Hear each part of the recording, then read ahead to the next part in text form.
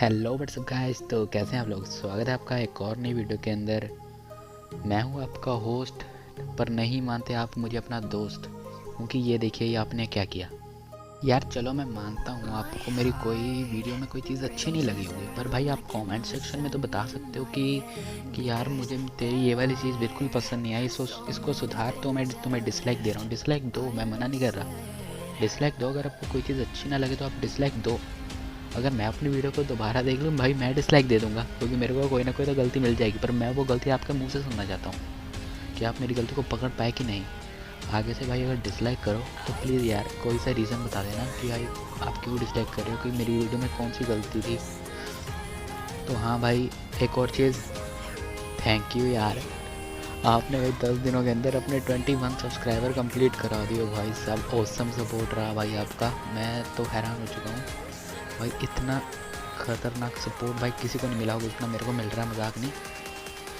हर video में I think मैं 2 या 3 सब्सक्राइबर, नहीं 2 भी नहीं भाई, 5-6 सब्सक्राइबर मैं गेन कर रहा हूँ भाई हर वीडियो में। लॉस एक भी नहीं कर रहा। ऑसम यार, आपका support awesome. I love you guys, love you guys. आपको लिए एक चैलेंज है, आप अगर इस 11 तारीख तक मेरे 50 सब्सक्राइबर कंप्लीट करवा दोगे तो मैं 11 तारीख के बाद भी डेली वीडियो डालूंगा, क्योंकि भाई 11 तारीख के बाद मेरे कॉलेज शुरू है। डेली डालना मुश्किल हो जाएगा, आप 50 सब्सक्राइबर करवा देना, ठीक है।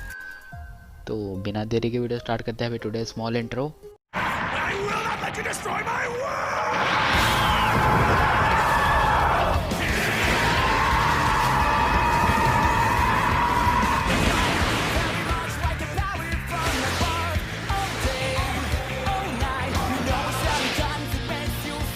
जैसे कि आपने पिछली वीडियो में देखा कि जो हमारे सभी परमैन हैं उन्हें पता चल जाता है जो मित्सु है वो घर से कहीं चला गया है हमसे नाराज़ होके, तो वो सभी उसे ढूंढने के लिए उसके बैच की आवाज़ की मदद लेते हैं, जैसे उन्होंने पिछली बार किया था जब परमैन बर्डमैन की गलती से गायब हो गया था।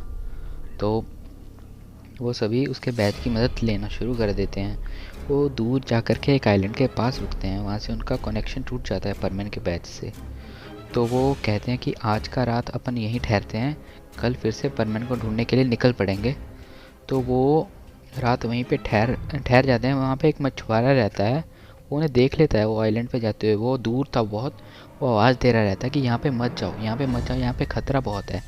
पर उन्हें कोई सुनता नहीं, कुछ सुनता नहीं, क्योंकि वो बहुत दूर रहते हैं। और क्योंकि समुंदर में तो आवाज़ इतनी जाती भी नहीं तेज़, तो वो बहुत दूर रहते हैं, तो उन्हें कुछ सुनाई नहीं देता। इसकी वजह से वो उस आइलैंड के ऊपर चले जाते हैं। फिर जो वो मछुआरा है वो वापस अपने घर आता है। वो कहता है मेरे को लगता है उस आइलैंड ने मुझे भी अपनी तरफ बुलाने के लिए वो छवि रची होगी कि मैं उनकी मदद करने के लिए उस आइलैंड पर जाऊँ और मैं भी फंस जाऊँ। आई थिंक वो आइलैंड की जो मिस्टीरियस चीज़ें वो ऐसा कर रही होंगी, क्योंकि वहाँ पे कोई नहीं जाता, क्योंकि उन सबको पता था कि वो आइलैंड बहुत ज़्यादा ख़तरनाक है। इसलिए वो आइलैंड ने ऐसा ही किया रहेगा कि वो झूठी आई थिंक मिराज सा रहेगा। वो असली इंसान नहीं रहेंगे, क्योंकि असली इंसान तो उड़ भी नहीं सकते। जो उड़ सकता है वो तो हमारे यहाँ है, वो परमैन है। फिर ऐसे करके वो आराम से सो जाता है। फिर रात को अपन देखते हैं कि पाको, परमैन और बूबी ने एक घर बनाया था पेड़ के ऊपर, एक ट्री हाउस था। पर पायान और बूबी तो आराम से सो जाते हैं, पर पाको नहीं सो पाती, क्योंकि पाको को तो मित्सु की चिंता रहती है। तभी रात के 12 बज जाते हैं और पाको कहते हैं मैंने मित्सु को विश नहीं किया, उसका जन्मदिन है आज, मुझे मित्सु को विश करना था रात को 12 बजे, पर मैंने उसे विश नहीं किया, मैं भी कितनी पागल हूँ। पाको ऐसे रोने लगती हैं। फिर बाहर से आवाज़ आती है पाको को मित्सु की, पाको पाको पाको पाको बाहर आओ, देखो मैं बाहर हूँ। वो एक तरीके से छलावा था मित्सुओ का, जो आइलैंड बना रहा था। फिर हम देखते हैं जो पाको है वो देखती है कि वहाँ पर मित्सुओ खड़ा है, पर मित्सुओ ने मेरा परमानेंट सेट क्यों नहीं पहना, कुछ तो गड़बड़ है। वो पायान और बूबी को जगाती है, उन्हें कहती है देखो मित्सुओ बाहर खड़ा है। पायान और बूबी कहते हैं अबे तुम नींद में हो क्या, तुम्हें मित्सुओ की कुछ ज़्यादा ही चिंता हो रही है, तुम सो जाओ चुपचाप, अपन कल जाएंगे उसे ढूंढने के लिए। फिर पाको कहती है हाँ शायद मुझे मेरा वहम ही होएगा। वो आराम से सो जाती है। फिर बूबी को आवाज़ आती है, बूबी मेरी मदद करो, बूबी मुझे बचाओ, बूबी मुझे बचाओ, मैं बहुत ज़्यादा बड़ी मुसीबत में, बूबी मुझे बचाओ। बूबी उठता है, बूबी बाहर देखता है, बाहर उसे मित्सु दिखता है। वो पायान और पाको को जगाता है। पायान कहता है अबे बूबी तुम तुम भी पाको की तरह करने लगे। अब सो जाओ चुपचाप, कोई नहीं है, सो जाओ आराम से। फिर हम देखते हैं अगली बार आ रही थी पायन की। जो छलावा रहता है वो पायन को आवाज़ लगाता है, पायन मुझे बचाओ, पायन मैं बहुत बड़ी मुसीबत में हूँ, मैं मर रहा हूँ, पायन मुझे बचाओ। पायन उठता है, पायन देखता है मित्सु बाहर खड़ा है। तभी वो पाको और बूबी को जगाता है, कहता है देखो मित्सु बाहर खड़ा है, मित्सु बात तुम सच कह रहे हो, मित्सु तो बाहर खड़ा है। पर मित्सु ने अपना परमानेंट सेट क्यों नहीं पहना, कुछ तो गड़बड़ है। पाको उठो, बूबी उठो। उठते हैं, वो देखते हैं अबे कहाँ है मित्सु। पायन कहता है वो तो रहा मित्सु। पाको कहती है मित्सु तो वो पेड़ पे है।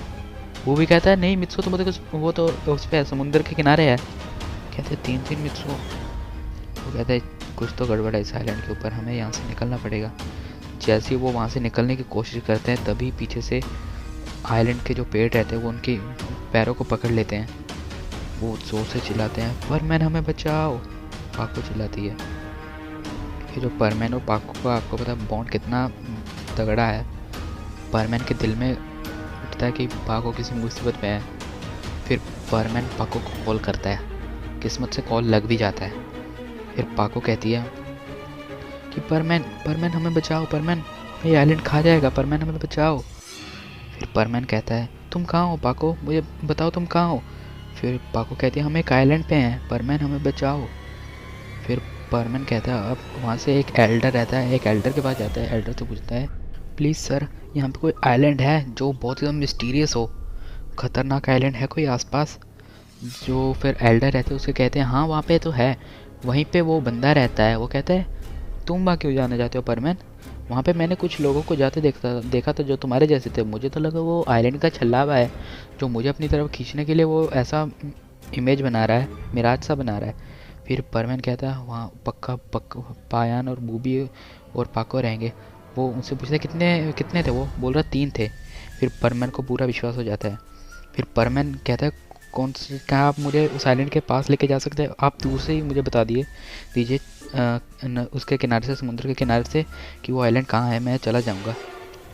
फिर जो आदमी रहता है उसे बता देता है वो देखो वो तुम इसी दिशा में चलते रहो, तुम्हें 10 किलोमीटर के बाद वो आइलैंड दिख जाएगा। फिर वो परमैन रहता है वो उसी दिशा में चलना शुरू कर देता है, उड़ना अपनी पूरी स्पीड से उड़ रहा रहता है। उसे आइलैंड दिख भी जाता है। वो देखता है वो आइलैंड मिस्टीरियस सी वे से हिल रहा रहता है, जैसे कि वो आइलैंड चल रहा हो, पानी के ऊपर तैर रहा हो, ऐसा रहता है। वो अपनी जगह चेंज कर रहा रहता है, वो आगे जा रहा रहता है। जितना परमैन उसके पास जा रहा था वो उतना आइलैंड उतना उससे दूर जा रहा था। फिर परमैन सोचता है ये एक मिराज है, मुझे पाको को कॉल करना चाहिए। फिर जब पाको को कॉल करता है उससे आवाज़ पीछे से आती है। वो देखता है कि मैं तो बहुत आगे आ गया हूँ। फिर वो परमैन पीछे देखता है, वो पीछे आइलैंड रहता है। फिर परमैन उस आइलैंड पे जाता है। वो देखता है कि पाको और वो भी बहुत बड़ी मुसीबत में है, उन्हें पेड़ उन्हें पकड़ रखा है, जकड़ रखा है। फिर परमैन उन्हें बचाता है, उन पेड़ों को तोड़ देता है। फिर परमैन और पाको और बूबी वहाँ से भाग जाते हैं, पायन भी। वो देखते हैं वो आइलैंड मिस्टीरियस से वे में पानी के अंदर जा रहा है। वो देखते हैं ये क्या हो रहा है।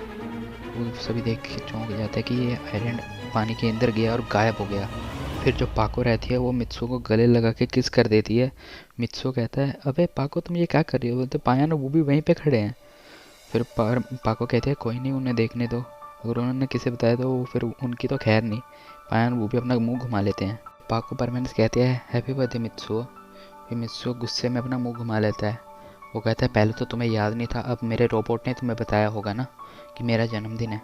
पाको कहते हैं नहीं मित्सु, हम तो तुम्हारे लिए सरप्राइज़ पार्टी सोच रहे थे, इसलिए हमने तुम्हें कुछ नहीं बताया, हम तुम्हें ऐसा दिखा रहे थे कि हमें कुछ पता ही नहीं है। फिर परमैन अपने आप को कोसता है, कहता है यार मैंने इन्हें कितना गलत समझ लिया। वो तीनों को गले लगा लेता है। वो कहता है तुम सॉरी दोस्तों, मैंने तुम्हें बहुत ज़्यादा गलत समझ लिया और मैं वहाँ से चला गया। हाँ पास ही में एक आइलैंड, मैं वहाँ रहता हूँ, तुम चलोगे मेरे साथ। तो लोग उसी आइलैंड पे चले जाते हैं। वहाँ पे वो लोग बहुत मज़े करते हैं। फिर अगला दिन जब सुबह होती है वो वहाँ से निकल जाते हैं। परमैन उन लोगों को बाय कहता है, वो लोग भी उसे बाय कहते हैं और थैंक यू के तौर पे एक तोहफ़ा दे देते हैं।